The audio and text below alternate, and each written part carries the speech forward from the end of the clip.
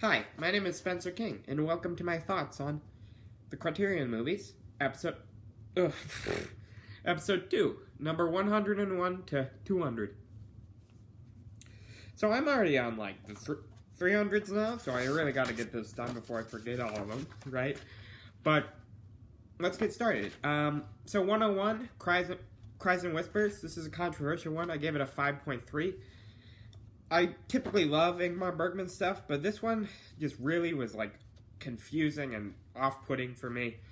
Just, like, the weird red jump cuts, and I couldn't discern what was going on, and I don't know, it was just a bit too odd for me, I guess.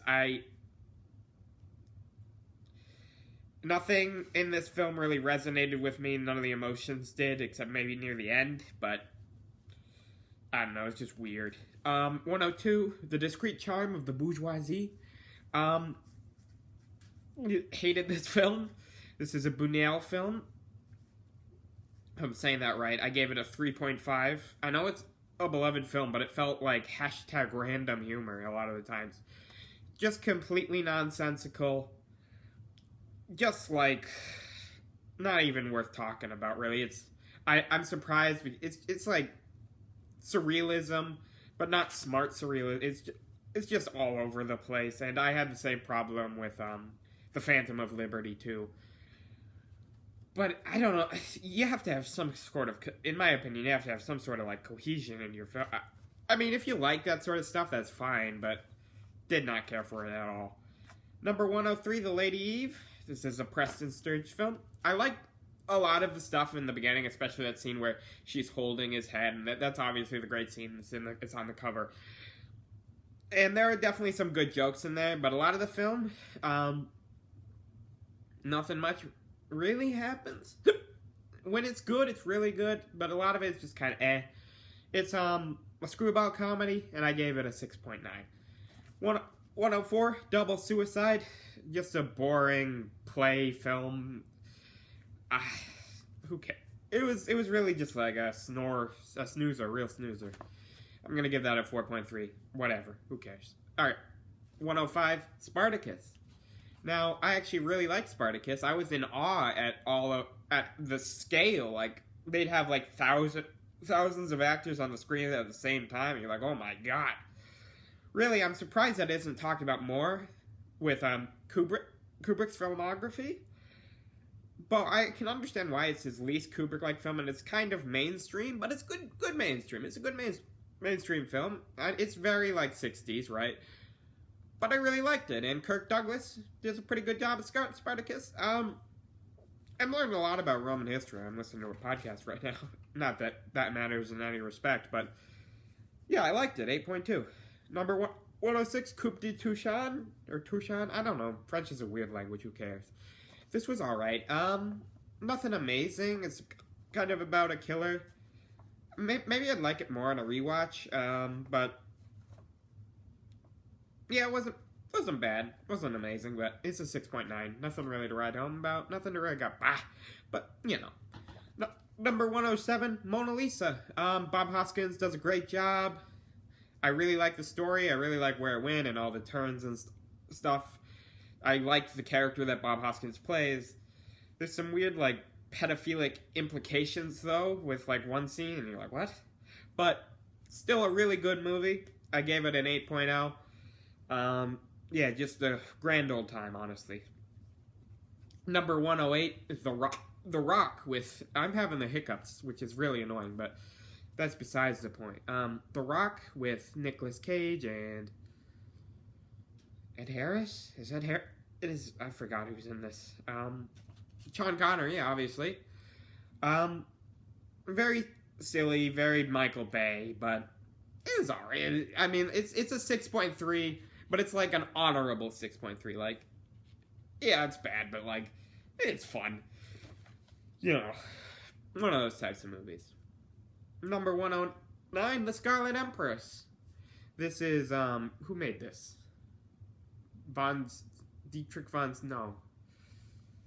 Joseph. I forgot who made this. But it's quite a good film. I really liked all the outfits and all that. And I really liked that character, like this weird sniveling guy. I think it might have been her brother. brother, because I think, is this about Catherine the Great, or I forgot who this was about, but it wasn't bad. I liked it. It's good for the 30s, you know. The 30s aren't my favorite decade of film, but I liked it, and I give it a 7.4. And now we got 3 films that I really liked. One of them is, I believe, my 5th favorite film. Number 110, it's the Jacques Tati films. Well, number 110 is Monsieur Hulot's Holiday, which I gave an 8.5. Sorry. Really funny. There's a lot of really funny, silly gags. It's considered one of the lesser films in Tati's filmography, which I don't know why, because it's a really funny early effort. There's a lot of, like, especially with the boat and the tire and all this sort of stuff, and there's a lot in it. I just had a grand old time watching it. But, yeah, I was like, ooh, this filmmaker's really good. But Mon Oncle, which is, I gave it slightly less. I gave it an 8.1. Still really funny. This is where Jacques Tati kind of came into his own in some aspects, right? With his colorful stuff and, like, the weird stuff. But, gave it an 8.1.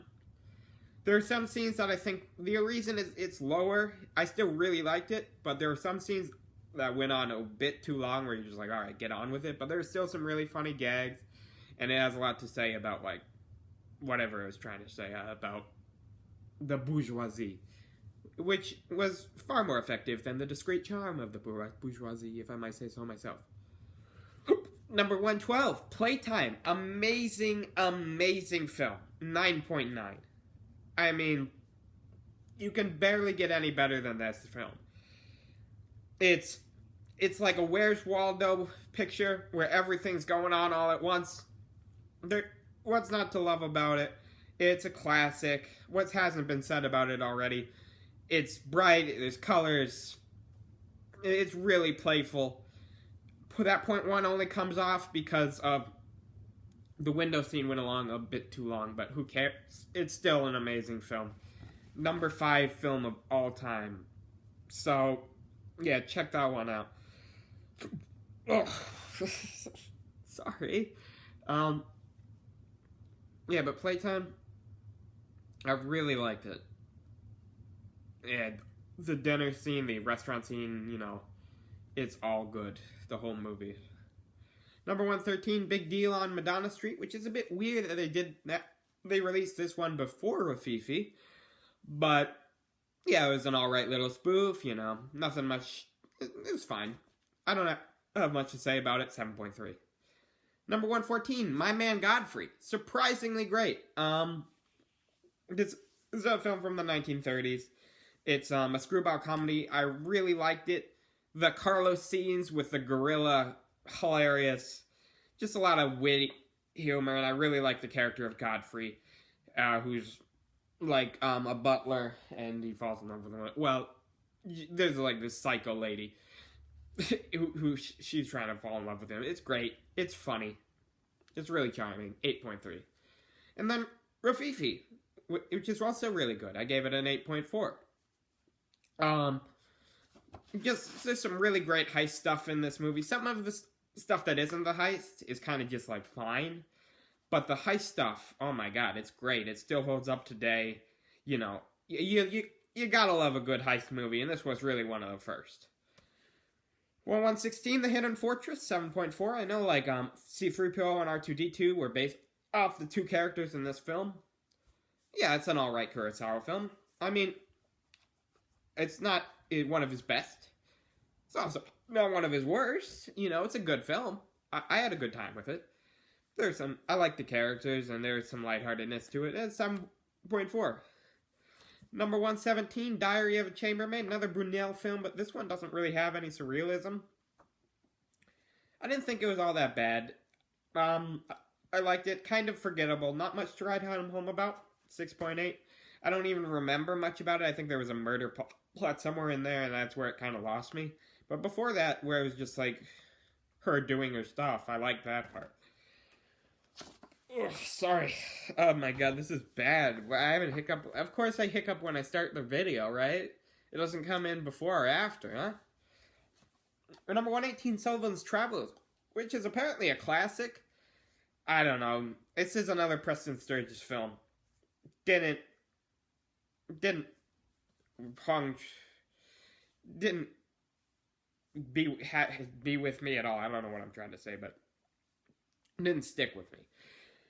It was just kind of The jokes weren't very funny. I thought the drama wasn't all that great, and neither was the romance. It was just a really film for me. I know it's considered a classic. I gave it a 6.1. Sorry. Number 119, With Nail and I. This was a pretty funny film, British film. I love Richard E. Grant. I think he's a great actor. Really needs to be in more things. Especially when he's in playing like weirdo, insane characters. I know he's kind of playing more serious characters, which I don't think is his strength, even though he's good at it. Yeah, really good story about two poor British blokes, which I found was good, but not as good as How to Get Ahead in Advertising, which we'll talk about shortly. 7.7, quite good. How to Get Ahead in Advertising, though, great movie, amazing movie. Richard E. Grant, one of my favorite performances in film. I really like movies where people go insane, and it's a great spoof on sort of corporatism or capitalism or whatever the hell you want to say, but how these advertisements really like get into people's heads and grow. It's great, really funny. 9.3. Go watch it. I don't know why it isn't like more well known.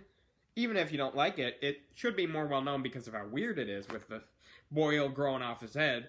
But really, amazing film. More people should watch it. Number 121, Billy Liar, another film that I really, really liked. It reminded me a lot of myself in my younger years, thinking so highly of myself. You know, sometimes lying to get ahead and really having these megalomaniacal daydreams. Obviously not to the extent that Billy does, but I really, really like the character of Billy. He's, you know, he's really has these imaginative ideas, but does absolutely nothing to get them done.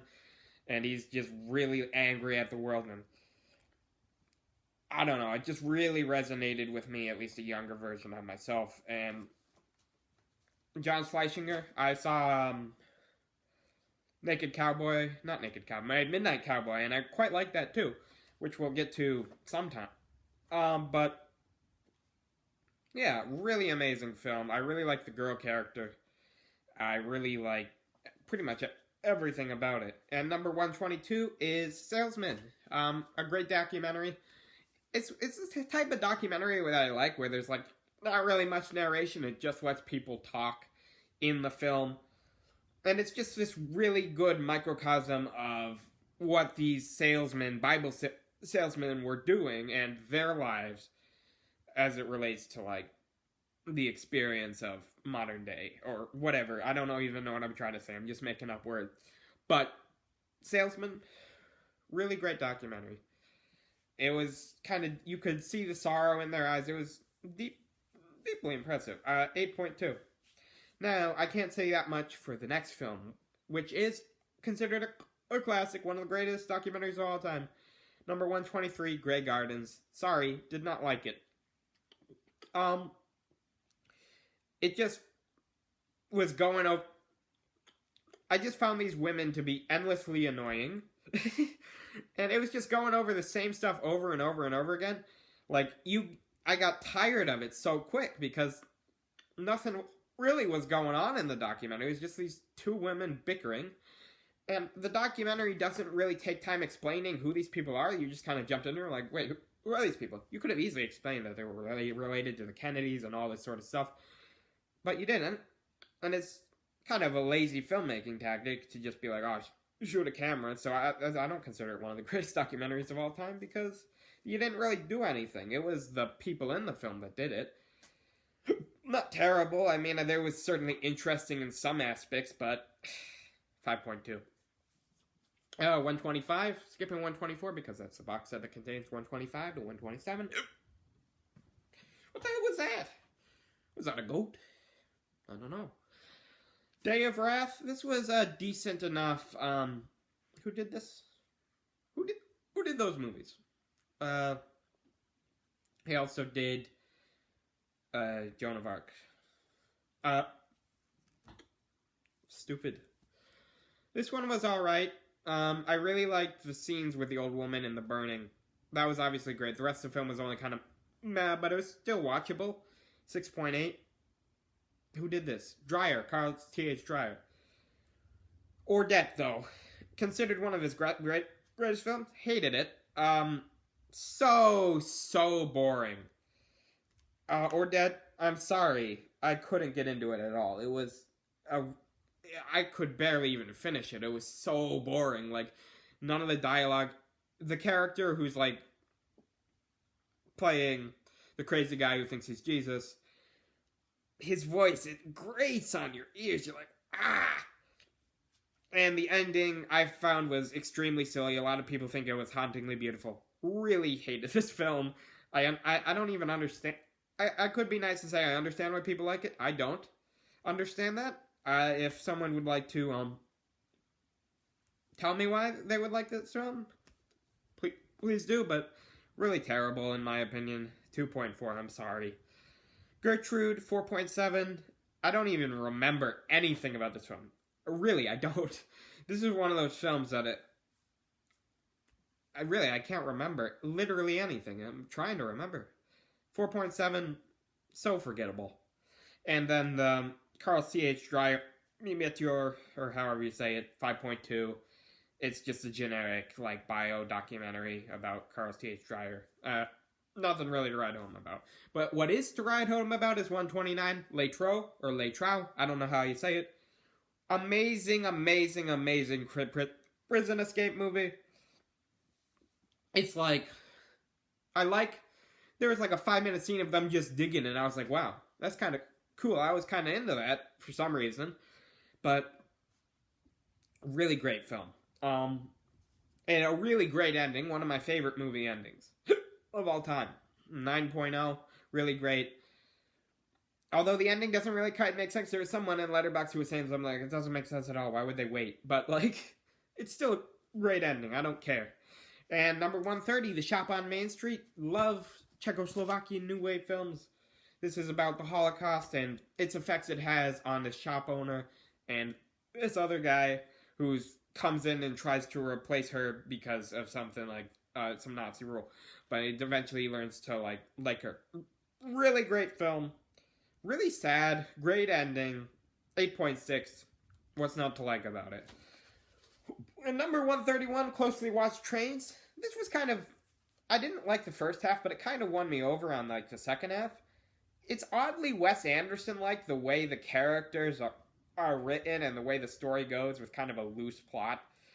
It also takes place during World War II, but it's oddly lighthearted. Very interesting. 7.6, not bad at all. I kind of liked it. 132, The Ruling Class, another amazing film. Has one of the greatest endings of all time. When I was watching it, it was like my jaw was to the floor. I'm like, oh my god, this is really good. Really funny movie about a guy who thinks he's Jesus. Sometimes it just bursts into song. I love these weird movies that come along. Really great. Really funny. Maybe it goes on for a bit too long, but I kind of liked it still. 9.5, really check this out. It really might be one of my favorite film endings of all time. It's really great. Number 133, The Vanishing. Also a decent enough film. It's about like he's trying to find his missing lover and like the serial killer who killed him. But killed her, I should say. But yeah, not bad at all. I think this is a film from a Danish film. I'm not sure, or a Dutch film, but it's kind of fine for the most of the film, but it has a really great ending, really haunting ending that really sets it up. Yeah, this is pretty good. 7.4. And 134, Hawks On. 8.0. This is a really, really interesting, I believe this one is Danish. about witches. It's a bit goofy, it's a bit silly, bit dated. But it is really quite interesting. I have an idea for a film that's kind of inspired by this. That I'm probably not going to make, but let's hope that one day I can. But, really, really great. 8.0. Nothing much more to say about it. It's just a grand old time. 135, 136, and 137 are the Hitchcock movies. Rebecca, 7.1. It was alright. Nothing much to write home about. It was just kind of a movie.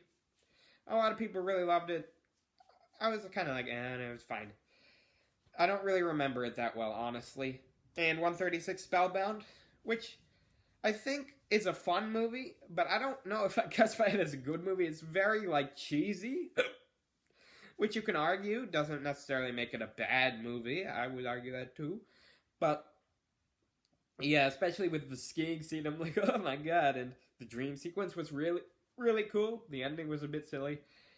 It's a fun movie. It's a 6.9, but it's a 6.9 with a thumbs up. And 137, Notorious, 6.6. This is a spy thriller. I remember, nothing about it. I think I was completely checked out while watching this. Yeah, I don't know. I'd have to rewatch it, honestly. Because I was checked out. I think I was thinking about other things. But, yeah. 138, Rashomon. Now, this is a controversial one. Considered one of the greatest films of all time. I gave it a 6.7. Didn't really click with me. There are some scenes that clicked with me, but I need to rewatch it because I think I might enjoy it on a second watch.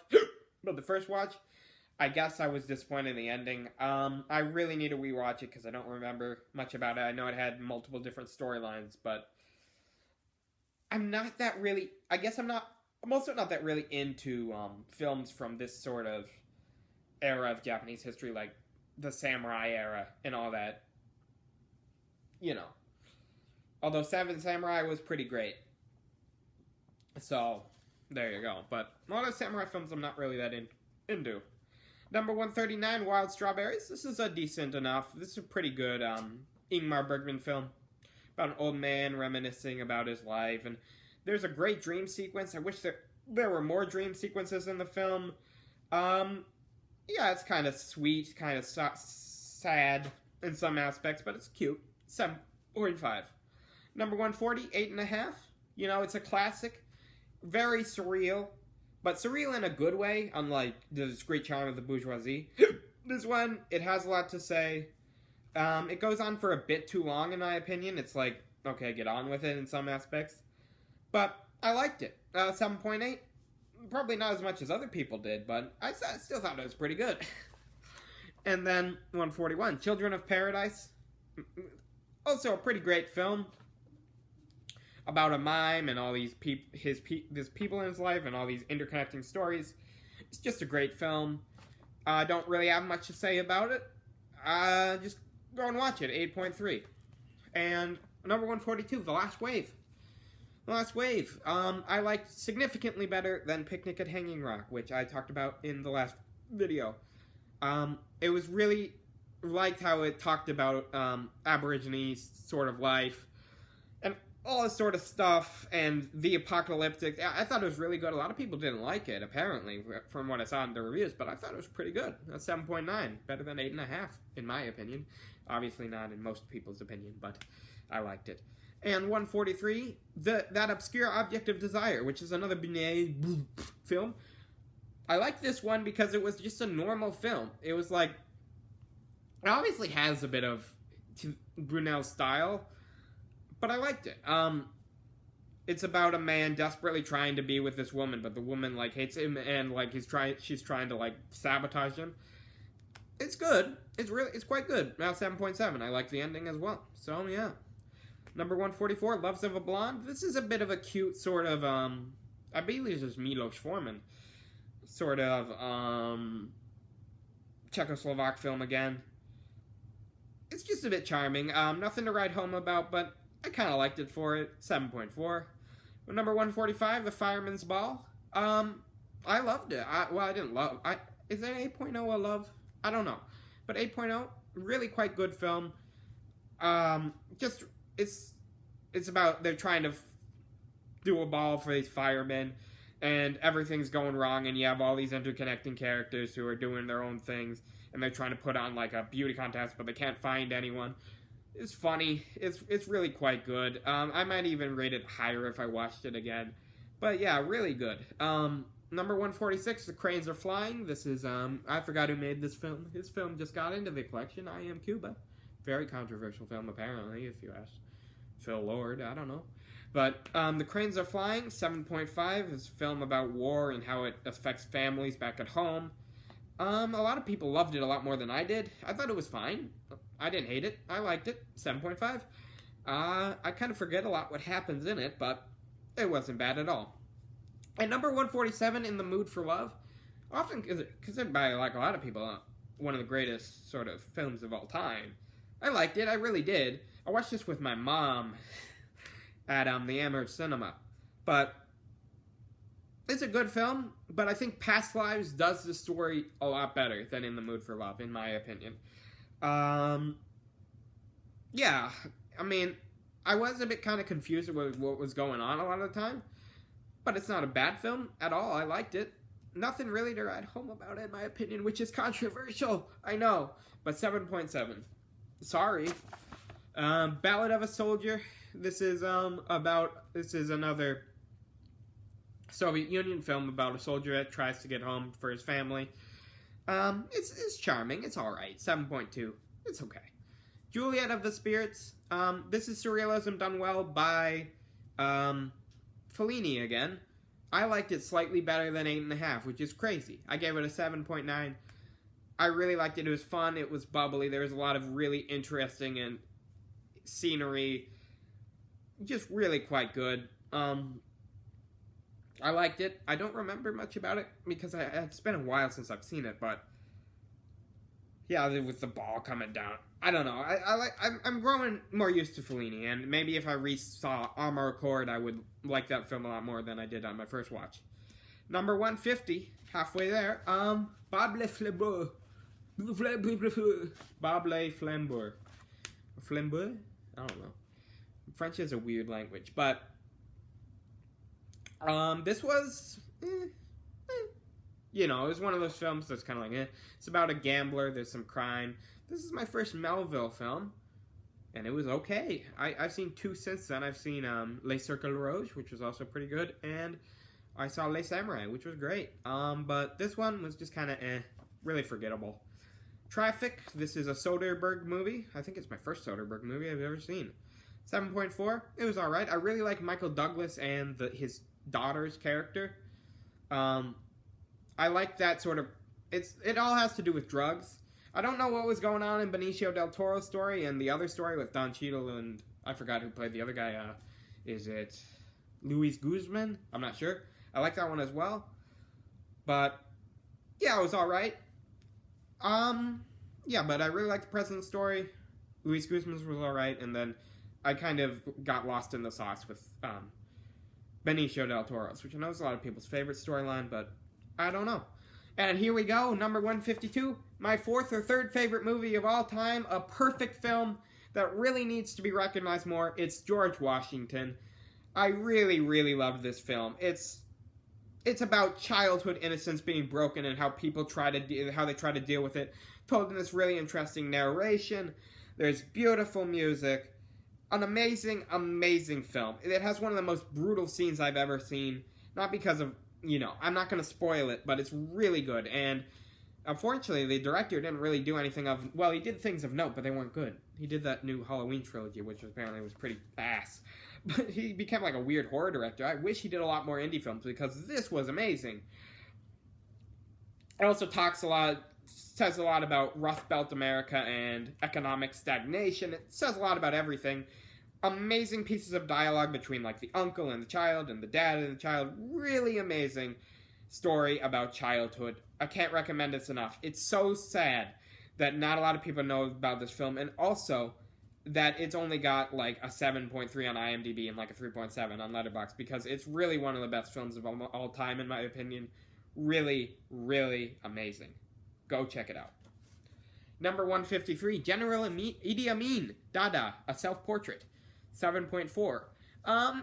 You know, it has a really interesting subject. If you look into the story, General Idi Amin, I believe of Uganda, who is this dictator, prepared all this, pre-prepared all this stuff to make his country look better than it was and his regime look better than it was. So, to these filmmakers. Now, I wish the filmmakers themselves talked about how he did that, but they just kind of let him talk. And in terms of documentaries, it's an interesting subject, but the film itself doesn't really do anything interesting with it. Kind of like Grey Gardens, in my opinion. Like, if you're doing a documentary, I feel like you have to, do some interesting things with it in order for it to stand out. This was fine. It's a 7.4. I wish there was some better camera techniques. I wish there might have been some narration explaining who Idi Amin Dada was, all this sort of stuff, but there wasn't really.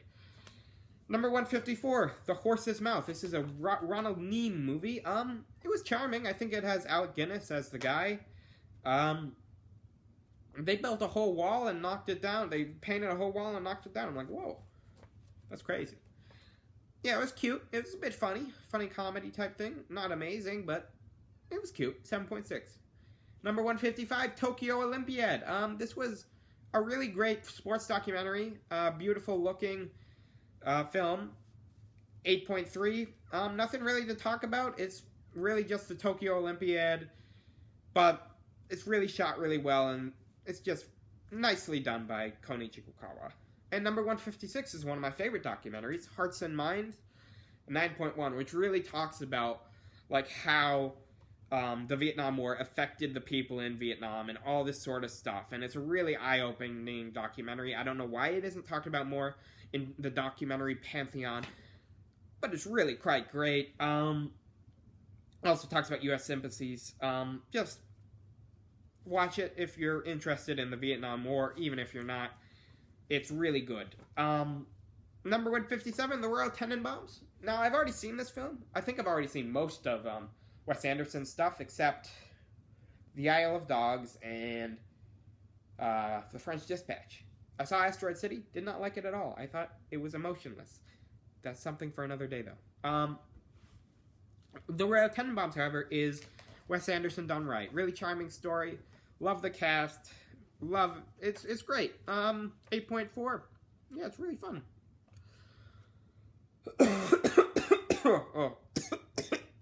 Oh, God. I think I'm dying. The Importance of Being Earnest. It's a 7.7, but it's a 7.7, which I'm surprised got that much, because it kind of looked like a boring British drama. But it was a really kind of charming comedy about two people that try to be named Ernest because a woman, likes that name. It's funny. It's a handbag, It's fun. 7.7. Go watch it, it's not bad. 159, Redbeard. This is another Akira Kurosawa film. Liked it quite a bit. I gave it an 8.1. It's about a hospital and sort of that, would you say ancient Japan, or imperial? Not imperial, because that's the 40s, but sort of olden times Japan. And you have 3 or 4 different sort of side stories. One with the boy and the avalanche and the crazy girl that are all really quite interesting. It's 3 hours long. I feel like you could cut a good 30-40 minutes off of that. It is too long in my opinion, but it's quite good.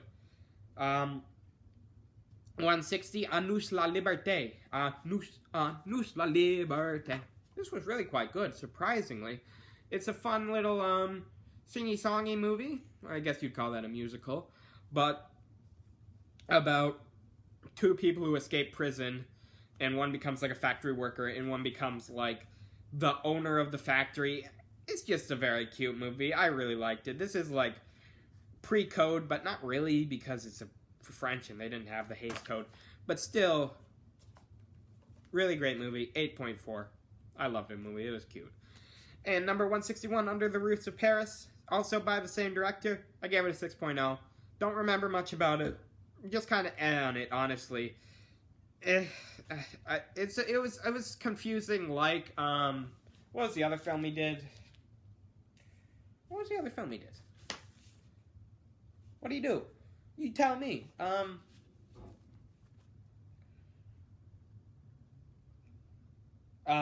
Le Million, that's what he did.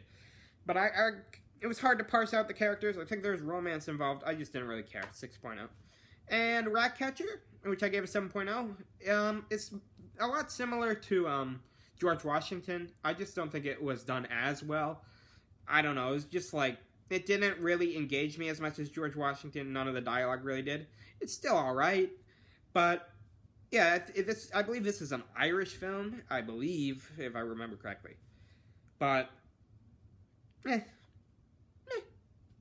was good. I'd watch it again, I guess. 163, Hopscotch, another Neem film. 7.4. Not bad at all. It's a sort of cute comedy about a spy. Walter Matthau's in it. I don't remember much about it except the plane scene, but yeah, not bad at all. Number 164, another controversial one, Solaris, which I gave a 3.1. I was bored as hell and confused as hell throughout this whole film. It's considered one of the greatest Soviet films of all time, and even one of the greatest films of all time.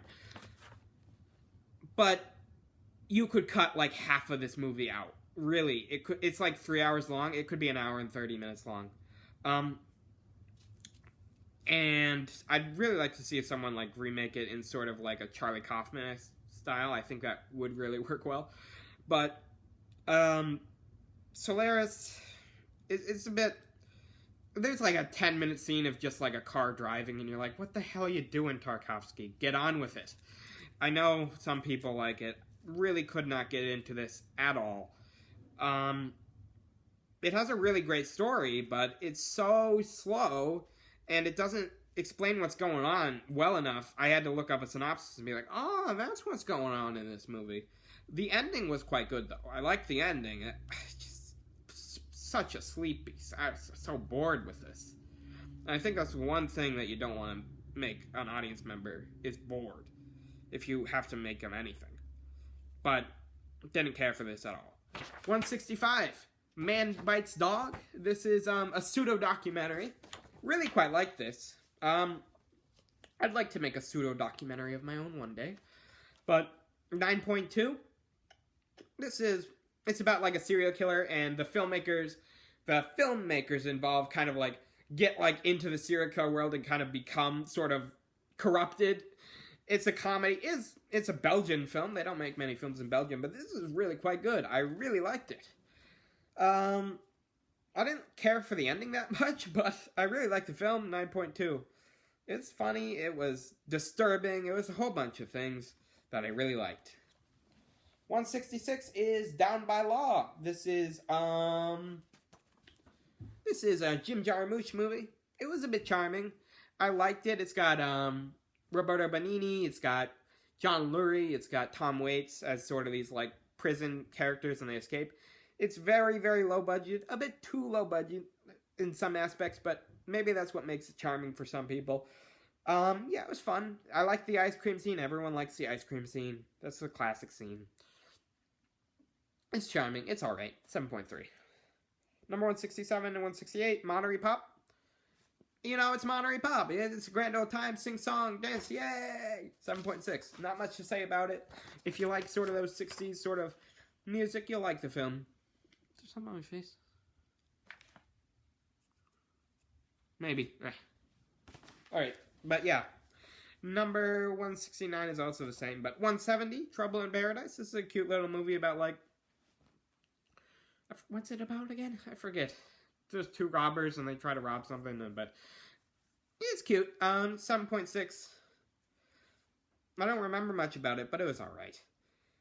Number 171, Contempt. This is a Godard film. It's probably his least Godard film. It's kind of a regular film.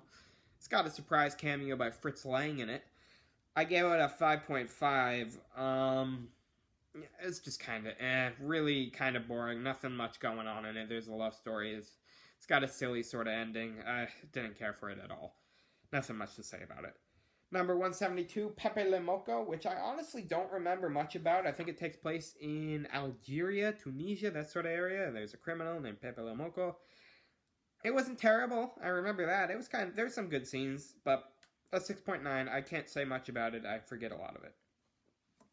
Number 173 is The Life and Death of Colonel Blimp, which might be one of my favorite British movies. I gave this an 8.7. I didn't care for a lot of Powell and Pressburger movies in the past, but I really like this one. That's really good. The character dynamics between the German guy and Colonel Blimp and how they sort of change and grow as humans is really well done. It's just a great movie. It's really well done. That's all I have to say. And 174 is another Godard film, Band of Outsiders, 5.3. I really can't stand Godard's style. There's a scene where they were dancing and their music. I'm like, oh, this is pretty cool. But then Godard stops it and then says some words. I'm like, screw you. I'm listening to the music and watching them dance. What are you doing? I don't care for Godard at all. 5.3.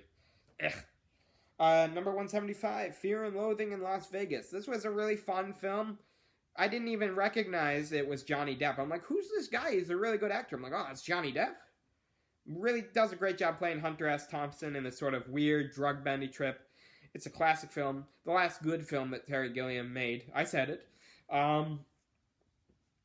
Really good. Well, did he do 12 Monkeys after that? Because 12 Monkeys was good. But, yeah.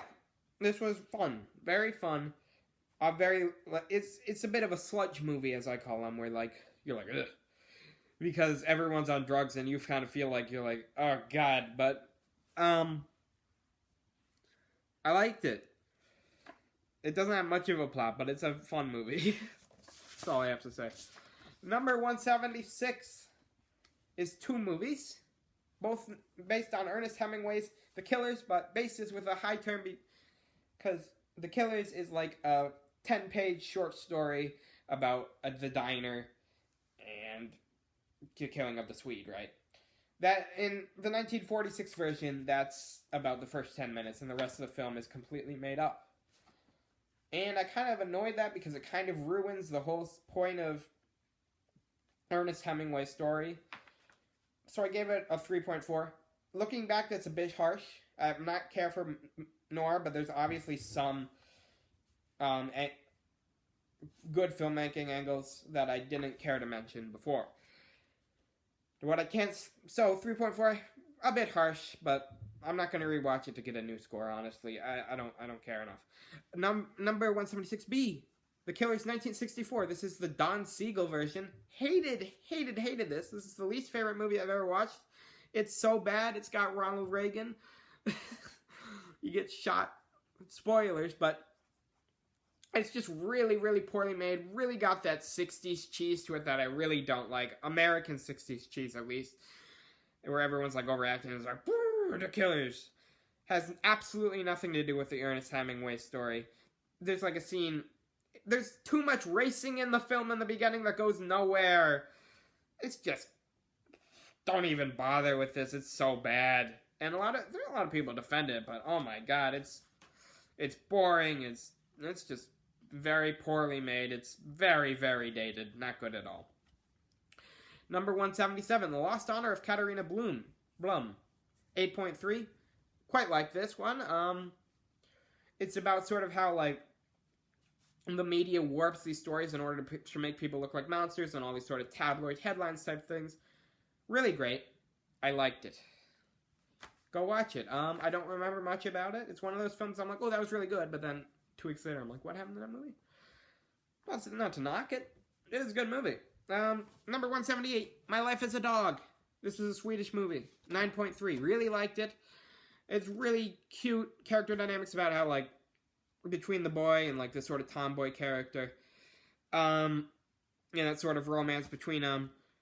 Really charmingly well made. It's also kind of about the death of innocence in some aspects. I really like the characters. I'd need to rewatch it, though, because I kind of forget some things that happen about it. But there's some great musical sequences where they turn into, the space or whatever. But go watch it. I really liked it. Number 179 is the box set. Number 180 and 181 are I Am Curious Yellow and Blue. Yellow I gave 6.6. Blue I gave 6.9. They're kind of weird sort of mix-betweens of, a story of love and deceit and sex. And these sort of documentary angles where they're asking people in Sweden like what they think about these sort of controversial issues at the time. Now, I don't. I liked blue more than yellow, just because it had more of that documentary. I found it interesting, and it was apparently one of the most controversial films of all time when it was released. I shouldn't say of all time, but and there was a kind of a bit of a controversy when Jackie Onassis went to see it. Everyone's like, "Oh," but yeah, not bad at all. Not great, but they're okay. Number 182 is Straw Dogs. This is my first Sam Peckinpah film. It's got, who does it got? It's the guy. You know the guy. I thought it was Robert De Niro at first, but then I looked it up and I'm like, no, that's not Robert De Niro. He's been in things. He was in Midnight Cowboy. He was in The Graduate. He's the guy. Dustin Hoffman, is that his name? But yeah, this was an interesting tale about sort of like protecting your property and people being against you. And sort of the men in the community, just like outsiders and all sort of stuff. It talks about a lot of stuff. It's decent. It's a 7.5. It's pretty good. It's better than decent. But yeah, I liked it. Number 183, Les Dames du Bois de Bouchage. Les Dames du Bois des Boulogne. Is that how you say it? Probably not. I gave it a 4.4. This is my first, who made this? Who made this film? He's a famous guy. Robert Bresson. Which I've liked both of his other films I've seen. This one was just boring, and I didn't care, and forgettable. 4.4. I don't even remember anything about it. Number 184 is By Brackage, an Anthology, Volume 1. Not bad at all. I thought I was going to hate this, because from what I've seen, I was like, oh, this is going to be bad. But it was really kind of enchanting how he used colors and all sorts of stuff and all these sort of camera angles. Now, I didn't much care for Dog Starman, but I didn't think that was bad either. But I liked a lot of, like, the sort of, like, Francis Pollock-esque, stuff. It's 7.2, which is surprising. I thought this was going to be one of my least favorite, but I liked it. And then you got the Antoine Doinel films. Antoine and Colette. It's a cute little short story, 7.0. And then the rest of the films, Stolen Kisses, Bed and Board, Love on the Run, kind of meshed together for me. Not much really happens in them, but they have that charming sort of angle on love and breakups and all this sort of stuff that made the 400 Blows alright. I gave Stolen Kisses 7.1, Bed and Board 7.2, and Love on the Run 7.0. They're kind of the same movies for me. Don't remember much about them because there isn't much going on in them, but they're charming, to say the least. And number 189, we're almost there. The White Sheik. This is an early Fellini film, and you can tell it's quite early. It doesn't have a lot of his trademark star stuff. It's just kind of an F film. I gave it a 6.4. I really like the swing scene with the White Sheik, but not much going on with it to really hold my attention. But it wasn't bad. There's some certain charming moments, and it was short. So, yeah. And number 190, Throne of Blood. I forget which Shakespeare this is based off of. I believe it's Hamlet, even. But another great Kurosawa film with Toshiro Mifune. Really, really well done. Really like the ending. How everyone turned on him and everything in between. 8.5, great film. There's nothing more to say. And number 191, Jubilee. Really weird film. This is a Derek Jarman film, which I guess makes sense. Yeah. Not bad at all. I really like the characters. They're like weird little non-binary criminal freaks, but degenerates. And I really like the guy who's like, the guy, he was like the bald guy. In the ketchup scene. It's just bizarre, but it's kind of bizarre that I like. I don't know if I'd classify it as a good movie, but I liked it. 192, Coup de Grace. I believe this is, I forget, all these foreign films I kind of forget what they're about based on the title, but I believe this is the one about the World War II woman who, what does she do again? What does she do? But I know the ending of the film where, she blah, blah, blah, blah, blah. But it wasn't bad. I forgot what she did. I think there was some, like, extramarital affair and, like, she's working against the effort of one of the governments. I'm not entirely sure, but it was not bad, a 7.2. And number 193, Quiet as Orpheus. I thought Orfevres. I thought that I would like this film a lot more. It's Henry George Clouzot film, but it was really kind of generic and nothing much going on in it. I think there was a trial. I don't even remember it. 6.0. Number 194 is Il Posto, which has a lot of really great scenes, and I really like the ending where he's sort of isolated in this world, and it's all about like the hellscape of like the work environment. I just wish it moved a bit quicker. A lot of scenes go on for way too long, in my opinion. But it's not bad at all. 7.0, it's about like a post-work. Yeah, it's not bad. And it has some charm to it. 195, almost there. I Fidanzate, or The Fiancés. Don't remember much about this. This is kind of like a lot of these films in the back half of the 100s to 200s. And even a lot into the 200s, 300s, as we'll see, are just kind of like mediocre foreign films that, who cares? This is another one with 6.1. I don't even remember it. It has the same problems with Il Posto, who does the same director. It just goes on for too long, in my opinion, and it's only like 90 minutes, but nothing much really happens in that 90 minutes. Number 196, Hiroshima Mon Amour. I really liked the beginning bit of this movie. A lot. I wish the whole film was just the sort of recollections about each other during sex. That would make such a good movie. But then it just kind of becomes like a regular love story, and I kind of lost interest. But it wasn't bad. 7.3. And here's a really controversial one. I gave Night and Fog a 6.4. Why did I do that, you may ask? Because there's a lot of reasons. It's the Holocaust documentary. For one, it's way too short. It really needed to go a lot more in detail about the Holocaust to really push home the horror of it. Another reason is the music is really out of place. It's like goofy aha music while you see like these emancipated corpses being loaded onto a dump truck. It's like, what the fuck is this music? And yeah, it's considered one of the greatest documentaries of all time. But for me, what one of the greatest documentaries has to do is do something interesting with the film. And this one is just like, here's the Holocaust, here's what happened, okay, bye. It just shows you shopping images, but it doesn't really talk about them enough for me to really care. Well, I obviously do care about the Holocaust, that's not what I'm saying, but to really care about the film, I should say. Obviously, the Holocaust, I care about it. It's a terrible event. That's not what I meant to say. But as a film, I don't really care. Number 198, Ali, Furious the Soul, really talks about sort of like xenophobia, even today with a lot of the Muslim immigrants. 8.5, it's about how like immigrants are treated differently. An older woman has an affair, well, not really an affair because I think she's alone, with an Arab immigrant named Ali. Just a really quite good film.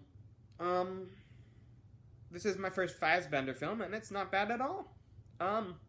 Really good.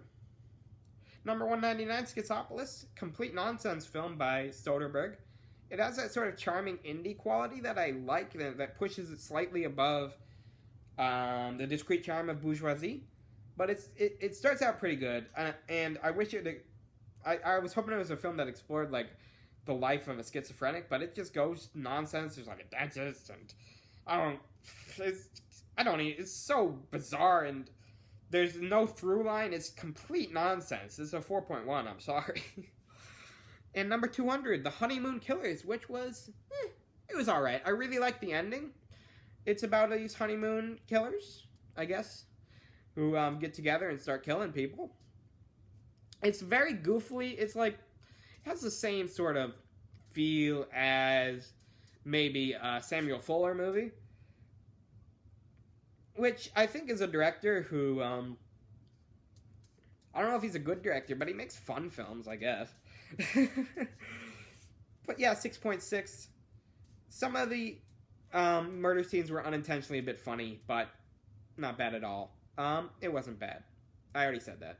Alright, and that's the first 200, 101 to 200, and my hiccups went away, finally. So, yeah, a lot of really great films, a lot of kind of F films, and I've already watched pretty much everything from 201 to 300, except The Constant Forge, which isn't anywhere, so I have to buy the whole Cassavetes box set to watch it.